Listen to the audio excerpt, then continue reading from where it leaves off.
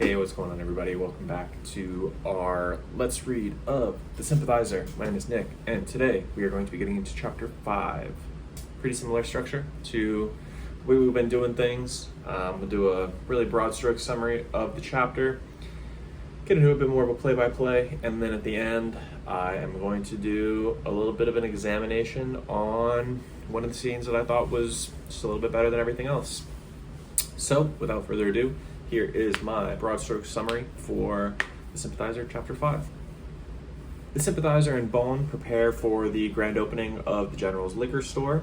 The Sympathizer begins a new relationship. A incredibly funny prepubescent story comes to light. Claude and the Sympathizer reunite at the General's liquor store, and the crapulent Major receives his death sentence. So I thought there was a lot of really great Sympathizer history in this one. His kind of sexual exploration of himself is kind of brought to light a little bit in this one. There's the story about the squid, and his exploits are just a little bit more out in the open now. This one, I think also there's a lot of really good Miss Mori stuff. That's kind of the segment that we'll be looking at a little bit deeper when we get to the end. We'll kind of dive a little bit into the relationship between Sophia, Miss Mori, and the Sympathizer as it starts to kind of create itself in this chapter. I mean, this chapter I think was a little bit better than Chapter 4. I think the squid story in and of itself I think is pretty much better than anything in Chapter 4. But yeah, let's get into a little bit more of a play-by-play for the chapter, kind of as things start to trigger memories or opinions in my mind. I'm going to shout them out. But yeah, here's the play-by-play. So the chapter starts with the Sympathizer talking about his insomnia. Due to his life choices, due to the spy's life, he talks about how James Bond may have been able to sleep on his bed of nails, but unfortunately the Sympathizer is not James Bond. He comments on the toll that the double life is taking on him psychologically, something that I think will become a little bit more important to pay attention to as the book progresses. He's already having trouble sleeping, he's already having a lot of alcohol, he's kind of self-medicating. I think that's just something that we should probably keep a magnifying glass on as the story progresses, because it's very early days in his... I mean, he's been out of Vietnam for a year at this point, a little bit over a year at this point. But yeah, I think that kind of the physical manifestation of his guilt, of his sympathies, I think is going to start becoming a more important part of the novel, and I think that that's something that we'll definitely have to take note of when it comes through. One day, after Bone returns from the General's liquor store, where he is the newly appointed counter server, the Sympathizer is summoned to the store to meet with the General regarding the problem with the Major. The Sympathizer then goes on to recount the initial romantic interaction between him and Miss Mori of the Sensible Shoes at this point. When they went for a drink at a local tiki bar, Miss Mori, or Sophia, as she insists on being called, comments on her American identity at the expense of her Japanese heritage. She comments on the department chair's displeasure at her inability to speak Japanese or her lack of desire to visit her parents' homeland. She says to the department chair, when he asks about her heritage, she says, "I was born in Gardena." That's pretty indicative, I think, of the way that she feels about the situation. She goes on to say, in not so circuitous words at the end of this little segment, the Sympathizer then goes on to describe his appreciation for the elder mistress, citing Benjamin Franklin's theory, I guess, that an older mistress will do a young stud well. His agreement with Benjamin Franklin on the finer points of an aged lover. I don't really want to get too deep into these sequences right now because, like I said, we're going to be getting into them at the end with the deep dive into that kind of conversation. We then learn of a clandestine rendezvous between the Sympathizer and the cleaned carcass of a fresh squid that his mother plan to prepare for dinner. His self-love is capped off with him consuming the defiled creature that was stuffed with ground pork, sliced ginger, and served with a ginger lime dipping sauce. It actually sounds really delicious. I just wish that he didn't use it to pleasure himself. But he makes sure to consume the one that he did end up using to climax, and make sure that his mom doesn't have to worry about potentially getting the defiled creature. The end of this scene is great. His mother chastises him for wolfing down the fresh squid because they didn't really have a lot of money, and fresh seafood was kind of hard to come by in their landlocked village. The squid was a gift from his priest father, who always ate well, and the sympathizer heeds the advice and slows down to enjoy the meal, I'm sure much to his chagrin. So the sympathizer then goes on to defend his actions, stating that his solo escapades do not shame him in the slightest, and that the world would be a better place if murder caused the same tension as masturbation. We once again are reminded of the communist agent that the sympathizer failed to save in this segment, showing that he is still dealing with the stress of it. He still feels like it's something that's kind of eating away at him, even so long after the events of the actual capture of the agent. He then goes to the liquor store and is greeted by Bond, who says that the general and Claude are in the storeroom. I thought this next couple of sentences was really great. He says, "When I arrived at the liquor store for the grand opening, I shared with those prisoners the dread certainty that snickered beneath the card tables of retirement homes. Someone was going to die, perhaps me." So I think that this is just an indication of his headspace. You know, he thinks that the general is about to ice him out. He's kind of worried for his safety and for his life, really, at this point, because of the guilt that he's feeling regarding his clandestine operations. This time not with the squid, just his regular day-to-day spying activities. So Claude and the sympathizer are then reunited in the storeroom of the general's liquor store, and Claude recounts his harrowing escape from Vietnam and the difficulties he experienced getting out. Claude's story causes the sympathizer to offer him a toast, saying, "Now you finally know what it feels to be like one of us." And Claude laughs and bitterly agrees.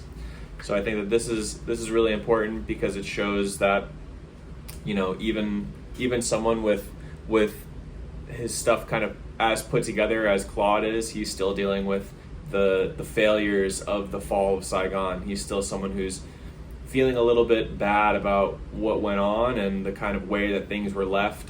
During his story, he talks about, you know, having to fight his way to the embassy, the fact that hundreds of people were still left behind. They told them helicopters were coming to rescue them, and they never ended up showing up. So I think that Claude's got a lot of unresolved trauma from this situation, and unfortunately, I'm not sure what he's going to be able to do in order to kind of deal with all of these feelings.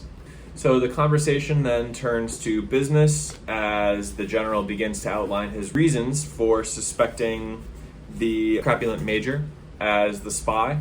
I'm just going to read them word for word because I think they're funny. He says, "Number 1, he is Chinese. Number 2, my contacts in Saigon say his family is doing very, very well. Number 3, he is fat. I do not like fat men." I think that this is just tongue-in-cheek. You know, it's supposed to be a little bit funny because this is a man's life that they're talking about. They're talking about taking this man's life because of suspicions that he is a spy. They don't know if he is or not. The only reason that they suspect it is because the sympathizer said that he suspects him at the refugee camp in Guam. And so that's kind of the reason that the general has taken this flag and kept up with the faith that, yeah, this guy is actually the spy. So I think that, you know, this sequence kind of shows the fact that the sympathizer is a trusted advisor of the general. The general lays out the fact also that the major's family back in Vietnam is continuing to thrive while the families of other officers are not allowed to prosper. So I think that this is really the nail in the coffin. For whatever reason, this family, the major's family, is kind of able to eke out a less than meager existence back in Vietnam, where all the other officers' family members that are back home still are currently not allowed by the Communist Party to succeed for the most part. So then during this meeting, the sympathizer kind of tabulates the things that he also learned during the meeting. One, that the sympathizer is not the current target for suspicion as the communist spy, which is great because that's kind of his biggest fear at the moment, the cause of a lot of his internal conflict. The general still has means of contacting a resistance force in Vietnam, and finally, the general is back to his scheming and plotting ways. He even says as much to Claude and the sympathizer, saying that yes, the communists hurt us, but that our men are still willing and able to fight and die for the cause if given the chance. Finally, the general tasks the sympathizer and Bone with correcting his mistake by eliminating the major. The sympathizer cashes his tax refund check at the liquor store and comments on the insanity of the tax refund system. He ruminates on the redistribution of ill-gotten wealth to the workers of Vietnam, and there's another really good segment here that I kind of want to just read word for word. He says, "What the poor did with their socialist sucker was up to them. As for me, I used my capitalist refund to buy enough booze to keep Bone and me uneasily steeped in amnesia until next week, which, if not foresightful, was nevertheless my choice being my sacred American right." I think this is a great moment of the sympathizer kind of reconciling the life that he hopes the people back in Vietnam are able to start living because of the success of the communist regime in kind of ousting the Republican government, with his American independence that he is choosing to use to just get really drunk all the time. It's funny. I think it's kind of witty. It's exactly the kind of stuff that you want to be reading for sure. Bone tasks the sympathizer with planning the upcoming hit because he is the smart one, and he shows off the weapon that they will use, which is an exact copy of the sympathizer's service revolver when they were back in Vietnam. I think that this is probably a pretty important kind of callback that, you know, the sympathizer still feels some kind of connection to the killing, even though he's not the one who's going to have to do the killing. He still feels a certain level of responsibility because of the killing. Certain level, I mean, he feels responsible for the killing because he is the one who said that the major was the one who was guilty, and, you know, is the one who's planning the hit and will eventually be there for the assassination. The sympathizer comments once again on the fact that he's trapped by his circumstances, and the only consolation is the solace found in Bond's face, that of a man with a renewed purpose. So this chapter, I think, is pretty dense. There's a lot to kind of work through in terms of the general's relationship with the sympathizer and the kind of incisiveness that the general speaks with about the sympathizers failing in recognizing the major as being the communist spy and bringing him along while they made their escape. I think that you can kind of contrast that with the high of the sympathizer's new and exciting relationship with Miss Maury, as well as kind of the comedy in the squid scene. I think that that's the kind of dichotomy that you're dealing with in this chapter, the kind of reconciliation of the seriousness and the intense dialogue that the general and Claude and the sympathizer are going through during the storeroom scene, with the kind of, I don't want to say lighthearted because I don't think it's lighthearted, but the kind of less heavy scenes with Miss Maury at the tiki bar and with the squid. Obviously, I keep talking about the squid, but I think the squid is probably the funniest segment of the book so far. Just the way that he talks about it, the detail with which he describes the actual event. I think it is probably a little bit too detailed for it not to be based at least somewhat in reality. So, but I'm not gonna point any fingers. What a man chooses to do in the comfort of his own home with fresh squid is really up to him, as long as he's not hurting anyone else and he's not hurting himself. But yeah, we'll get a little bit deeper into the conversation that the sympathizer has with Miss Mori and talk more about why I think it was probably the best scene in the chapter. So in my notes, I titled this segment Free Love, the Sympathizer and Sophia Mori. The sympathizer and Miss Mori of the Sensible Shoes finally get together. The sexual tension was finally too much for the two lovebirds, and they begin a clandestine relationship that sees them engaging in adult activities in her Crenshaw apartment, in the office of their boss, the department chair, and in the back of the sympathizer's Ford.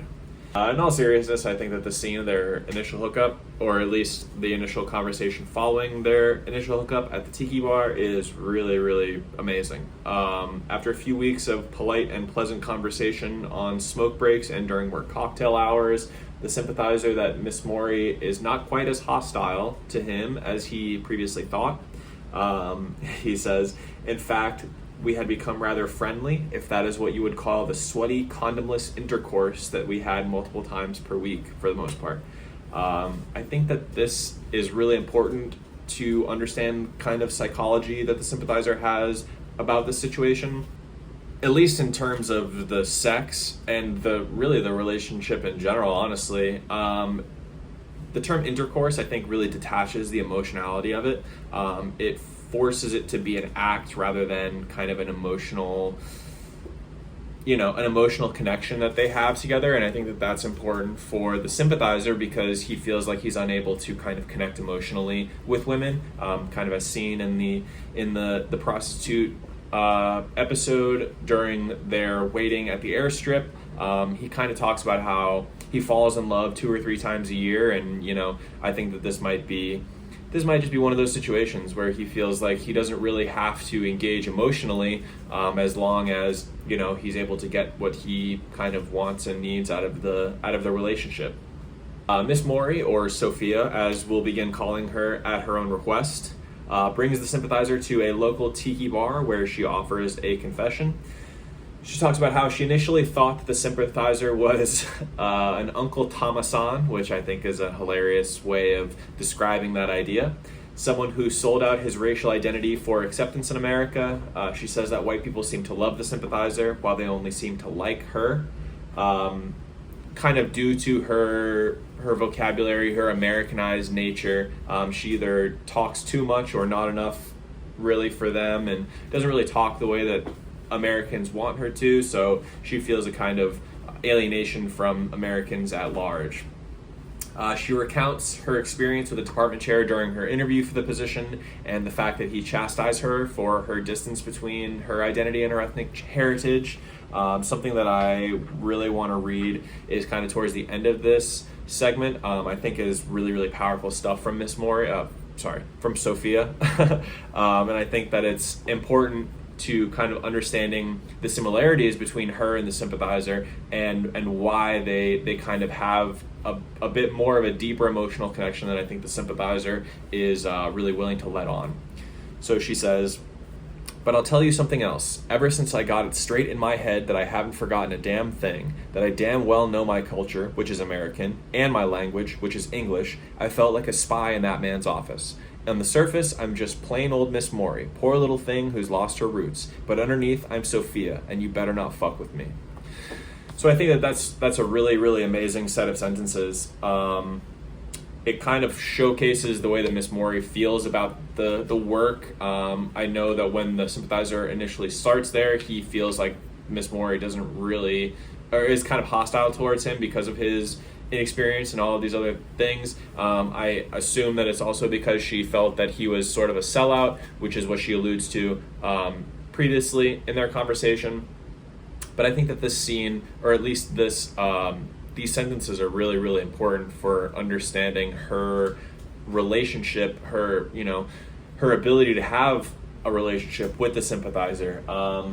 They're two people, I think, who understand who they are at their core, and the sympathizer hopefully feels similarly, at least about his, his core nature of being a communist spy. I know that he's dealing with some insomnia, some self-medicating with alcohol all the time. But I think that it's important that he has an influence like Miss Mori to show him that, you got to be comfortable in your own skin. You got to be confident with what you're doing, and you got to be, you got to be all in on who you are and who you think of yourself as, because if you don't believe the story, then nobody else will. He announces that he may be falling in love with her, which I think is another allusion back to the falling in love a couple times a year thing. And she responds coolly with her distaste for regimented relationships, especially marriage. She's a no strings attached kind of gal. She says that she believes in love, more specifically free love, to which our main character politely agrees. We then get into a bit about communism and the sexual revolution, which I think is immensely valuable from a student of history perspective. Sympathizer comments that the sexual revolution hasn't exactly happened yet in Asia because families there are already producing so many offspring that it's relatively unnecessary. We get the sympathizer being critical of the party when he talks about the kind of prudishness that the revolution has, and he hopes that it will pass soon. So I think just any kind of inklings of displeasure or distrust for the party, I think are really important to kind of key in on, because I think that as time goes on, we'll start to have more and more kind of feelings of alienation from the Communist Party, and more reasons for him to kind of align more closely with his with his new American ideals.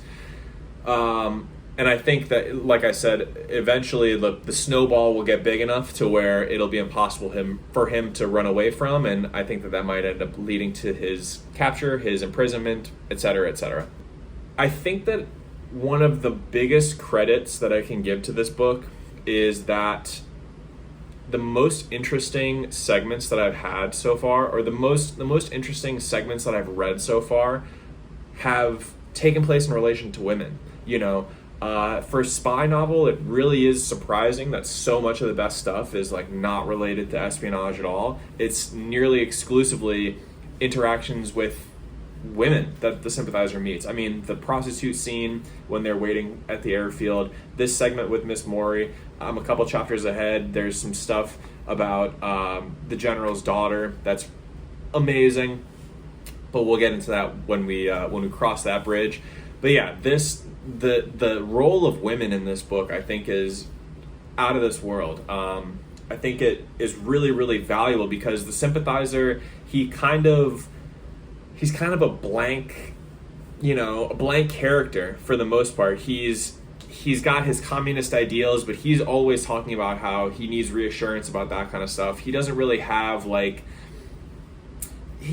opinions. He's kind of dealing with this double life thing. That's kind of the most interesting thing about him, and so we're kind of forced to find interest in the people that he interacts with, and it's amazing that the most interesting people that he interacts with are women.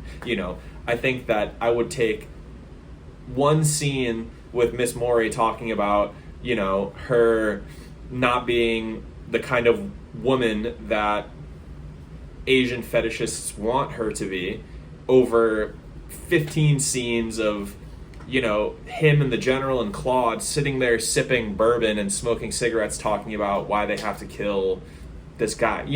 It's just the most interesting stuff in this book, I think, is related to the women in this book, and related to the way that the sympathizer interacts with these women. And I think that a lot of that has to go back to his relationship with his mother, and the kind of importance of that relationship. So I think there's a little bit of an Oedipal thing in there. I think it's all rolled into it. Yeah, I mean, this scene is really, really amazing. It's interesting to see the sympathizer interact with a woman who is not a prostitute. He has no aspirations of marriage, really, or at least he didn't when he was in Vietnam. But now that he's in America, his prospects are kind of opening up because of the lack of stigma of a mixed breed Asian person marrying someone else. So it's interesting to see him kind of have some good luck with the fairer sex. He also can kind of turn the charm on when he needs to. It's important that he's making these relationships and forming these connections, because I think that it talks to his ability to be a spy. You have to be charismatic. You have to have the ability to turn it on when you need to. And I think that these scenes are really, really valuable in kind of proving that he's capable of doing it. Because every other time that we really see him spying, he talks about how he's not good at it. He talks about how he constantly needs reassurance. He's always scared that he's going to get found out. He really doesn't have a lot of self-confidence. And then he interacts with women, and it's like he's a totally different person. And it's so rad to see him kind of come out of his shell a little bit and just, throw that thing around, for lack of a better, phrase. I think that Sophia is also a really great analog to the Sympathizer, not only because of their ages. Sophia is, I believe, 46 or something around there. She's in her 40s. And the Sympathizer is obviously younger, I think in his early to mid 20s. And her cultural identity as well is a really great analog to the Sympathizer. She's so sure of who she is and of her kind of perspective on the world and her cultural identity and the fact that she's American, she speaks English, she's so positive of all of these things, whereas the Sympathizer is so self-conscious. He's Vietnamese, but he has to pretend like he's a Vietnamese Republican refugee in America, when in reality he is a communist spy. And so he's kind of dealing with this kind of cultural identity issue that he's unable to really work through, because there's so many conflicting parts. There's so much that he's unable to kind of deal with because of his work and because of his relationship with Bone and the General and Claude and all of these people. And the story is so important that he's not really able to live his truth, which is his perspective, his real true identity as a communist.